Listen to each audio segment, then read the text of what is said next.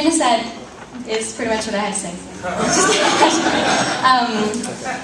SEP was really good this year, very growing, but it was very hard at the same time. I think there was only one day in the week that I didn't cry. It's really hard, but my dorm was fantastic. Like, I really didn't know how much I was going to be able to connect with the girls because they're so young and, like, I don't know, it's just harder. They're more of like physical playing, and I did get to do that with them a lot. Like during they had a carnival for the juniors, and we got to play tag and run around with them and like physically play with them, which is really fun and also tiring, but very fun. And yeah, some of the things that were hard were it was a new camp, and SEP has always been the place where it's like, yeah, this is my home. I can tell you with my eyes closed where to find everything. And I was like, wait, where is chapel? Where is our dorm? I don't know where.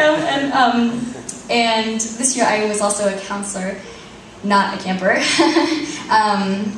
And I kind of went into SEP having come from school like 2 weeks earlier, and it had just drained me so much. Like, I put way too much on my plate. And I did well in it, but my spiritual life was kind of like,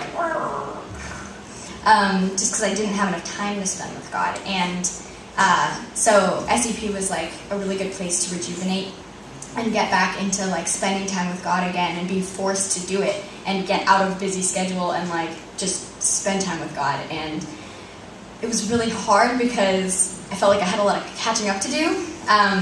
And like there were some things that God had been like waiting to tell me if I had just had time to listen. And so it was like, oh, that's why I've been struggling so much. If I had just like heard you tell me that before, I would have been able to deal with it and get over it. Instead, it's been like growing and growing, and now I need to deal with it, and it's harder.